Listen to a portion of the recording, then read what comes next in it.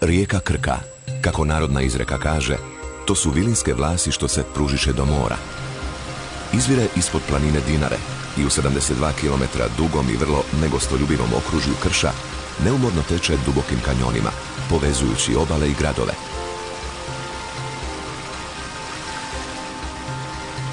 Ali činjenica da se to obilje vode neprestano održava na površini, stvarajući sedrene slapove, čini je prirodnim fenomenom, koji je 1985. godine proglašen nacionalnim parkom.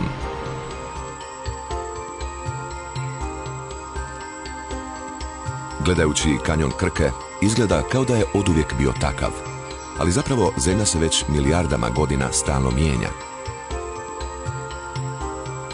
U jednom trenutku se i Krka, tražeći svoje mjesto, usjekla duboko u tvrdo vapnenačko stijenje.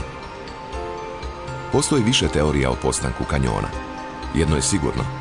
Kanjon Krke mlađi je od okolne zaravni, jer je Krka nekoć u zadnje ledeno doba bila velika i moćna rijeka, koja je sama sebi utrla put do mora.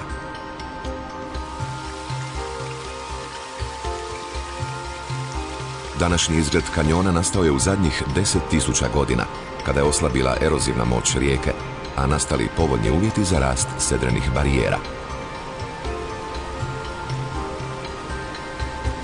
I nastalo je 7 slapova, jedan ljepši od drugoga, i još rastu i rasipaju kapljice vode kao biserije, veliki, moćni i hrabri. Od najmanjeg rošnjaka do najvećih manojlovačkih slapova, preko razigranog roškog do posljednjeg skradinskog buka. I tako neprestano. Krka izvire, bori se i tutnji, da bi se umirila i odmorila u moru.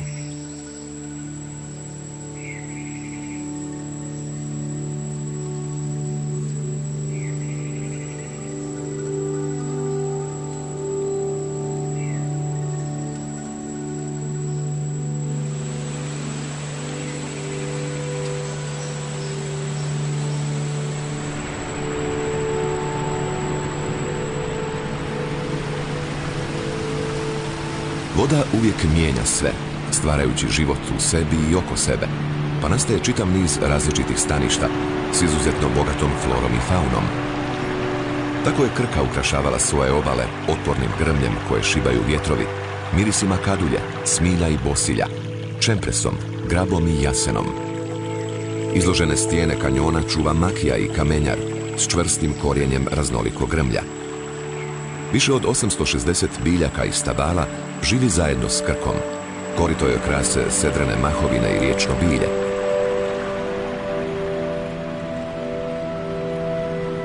Iznad njenih klisura lete samo stanovnici neba, ptice nebeske, patke, gnjurci, sokolovi.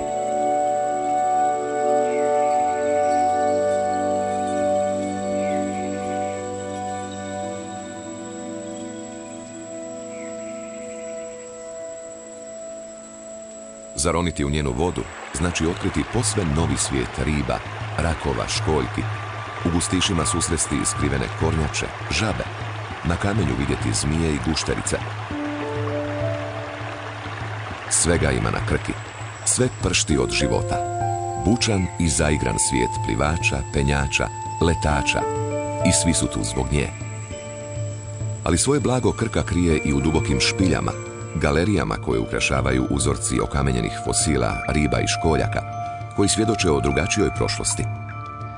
Sada se u njima skrivaju mala bića, nježna i osjetljiva na ljude i svjetlo. Ljubomorno čuva u svojim njedrima čovječju ribicu, dok je tama pećina dom brojnim šišmišima.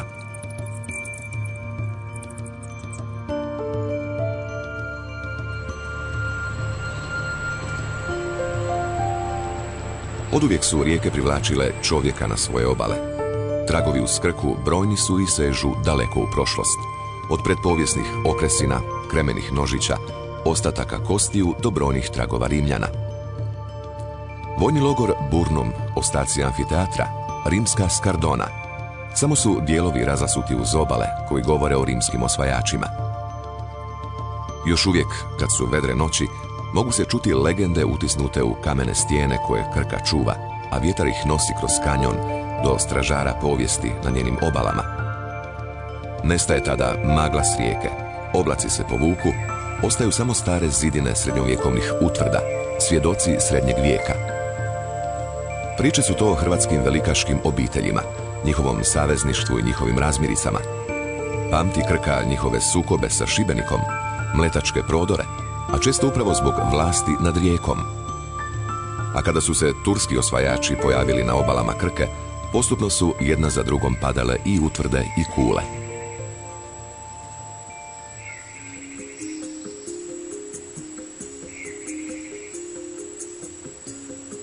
Nije Krka uvijek divlja i hirovita u svom toku. Ponekad zastane, stvarajući pitoma proširenja i jezera. Upravo na takvim mjestima i ljudi su tražili i stvorili svoje oaze mira i duhovnosti. Od Carigradske Drage s manastirom Svetog Arhanđela, koji je nastao na temeljima starog eremitskog samostana kao zadužbina Jelene Šubić, do Visovca, malenog i zelenog bisera života, koji već više od 5 stoljeća čuvaju Franjevci kao riznicu sakralne i svjetovne kulture, te mjesto mira, tišine i molitve.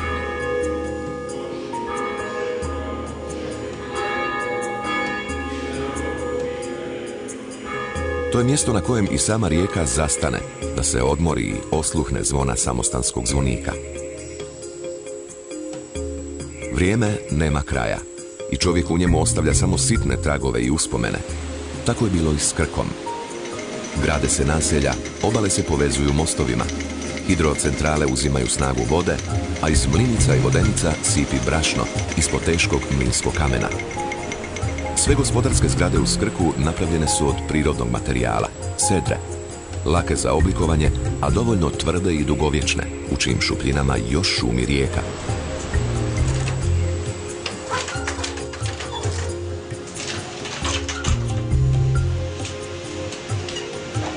I danas se mogu čuti udarci drvenih batova, stupa i valjavica sa svježe opranim suknom i biljcima i odjeci kopita teško natovarenih životinja.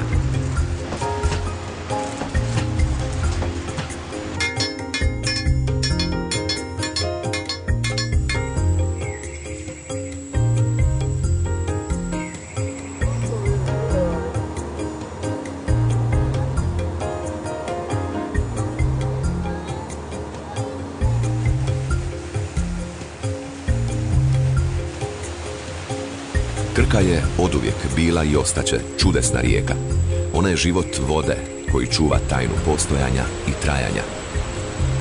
Lijepa i ponosna, nemirna i tako modra i zelena.